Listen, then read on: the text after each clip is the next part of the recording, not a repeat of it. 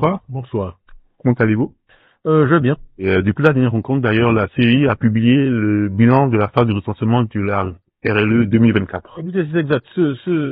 Cet exercice, c'était une innovation, un risque qu'on a un peu pris tous les deux, donc je me réjouis que ça ait suscité de l'intérêt chez nos compatriotes, peut-être même au-delà. Pour ce qui est de la RLE, révision des listes électorales, ça a été un succès croissant.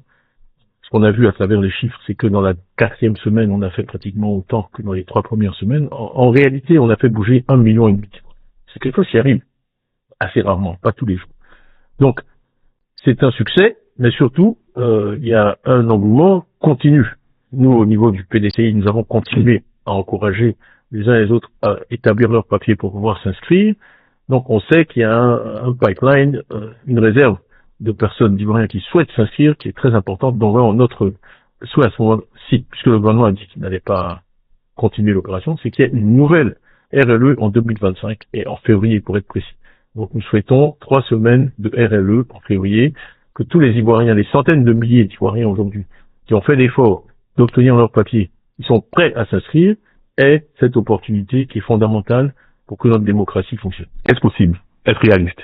C'est absolument possible, c'est absolument réaliste. Et je crois que je trouve de l'encouragement dans ce qui s'est passé dans 2 pays proches du nôtre, au Sénégal et au Ghana. Vous avez vu qu'il y a eu des élections apaisées et qu'il y a eu une alternance paisible. Et moi, j'aime bien faire mentir les détracteurs de l'Afrique. Parce qu'on a montré, à travers ces 2 exemples-là, qu'en Afrique de l'Ouest, on peut faire une alternance apaisée. Au Sénégal, la majorité sortante a été battue, elle est partie. Au Ghana, le vice-président, que je salue vraiment très chaleureusement, a concédé la défaite avant même que les résultats officiels soient connus, pour éviter qu'il arrive malheur à quelqu'un que ce soit. Donc, mon souhait le plus cher, c'est que nous vivions en 2025 une expérience comparable en Côte d'Ivoire. Au sujet de l'actualité, vous et le PDCRA sont le suivi. Je vais vous arrêter parce que j'ai vraiment beaucoup à dire là-dessus, en particulier sur la fameuse convention. Je vais faire essentiellement 3 commentaires.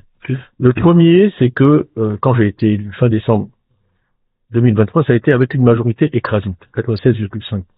Que dans l'enthousiasme de cet événement, les plus de 4000 personnes qui ont voté pour moi ont exprimé le souhait que je sois le candidat du parti à la présidence de la République. Maintenant, cela ne changerait à nos textes, et nos textes sont clairs. Ils disent qu'il faut tenir une convention. Mais cette convention, franchement, va être une formalité, parce que le résultat en est déjà connu. Donc, je crois qu'il faut arrêter le psychodrame autour de ça. Nous respecterons nos textes. Il y aura une convention. Et ceux qui veulent être candidats pourront l'être vraiment sans aucun problème. Il faut pas s'inquiéter là-dessus. Deuxième commentaire que je veux faire sur la convention, c'est que c'est un événement politique d'importance majeure qui doit désigner celui qui va porter les couleurs du PDCI à l'élection présidentielle. Alors, il faut que ceux qui font ce choix fassent un choix informé. C'est-à-dire que c'est utile que ce soit aussi tard que possible pour avoir le maximum d'informations. Il y a aujourd'hui, les anglo-saxons disent l'éléphant dans la pièce, mais il y a un sujet sur la table qui est fondamental, qui est à savoir qui sera le candidat du RHDP. Alors c'est une donnée fondamentale. Essayer de tenir une convention quand on n'a pas la réponse à cette question, est-ce que c'est la meilleure approche? Donc, le PDCI et son président se réservent le droit de choisir le moment optimal pour que cette convention se tienne, pour maximiser nos chances de but. Et donc, nous n'avons pas encore pris de décision sur ce point, pour des raisons, je dirais, qui sont évidentes. Troisième commentaire que je ferai, c'est sur la compétition. Ça me fait sourire parce que je vais parler de moi, si on me permet pendant 2 minutes. Oui, allez-y. Mais la compétition, c'est l'histoire de ma vie. Moi, j'ai passé le bac ici en 1980, beaucoup d'Ivoiriens n'étaient pas nés, mais je peux vous dire, en 1980, j'ai été premier de Côte d'Ivoire. Baccalauréat, c'est officiel. Je suis ensuite allé en France, en classe préparatoire. En mathématiques supérieures, chaque année, à mon époque, il y avait à peu près 40 000 personnes qui allaient en prépa. Il y en a 300 qui vont à Côte d'Ivoire. Je peux être parmi les 300.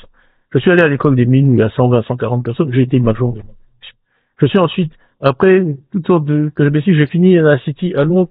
J'ai fini par être nommé directeur général de Prudential. Mais le processus qui fait qu'on est nommé directeur général d'un groupe de telle taille, qui a plus de 1000 milliards de dollars de total de bilan, c'est un processus hautement compétitif, avec un comité qui sélectionne des candidats, qui les évalue. En finale, c'est officiel, je peux dire son nom, c'est un ami, Nick Petrol, général qui a fait Oxford, qui a été patron de Lloyds of London. Tout le monde a entendu parler du rôle de Lloyds en assurance, qui a été patron des activités de Prudential au Royaume-Uni, et c'est moi qui ai été choisi. Donc, les postes que j'ai occupés dans ma carrière, je les ai eus au mérite. pas par filiation, je les ai eus au mérite, à chaque fois.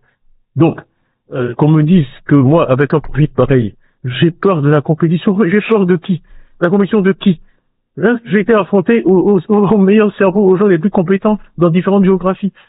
Si le Crédit Suisse est venu me chercher à Londres, c'est pas moi qui suis allé, c'est eux qui sont venus me chercher pour que je vienne, parce que la banque était dans une situation désespérée. Donc tout ça pour dire que je n'ai pas peur de la compétition.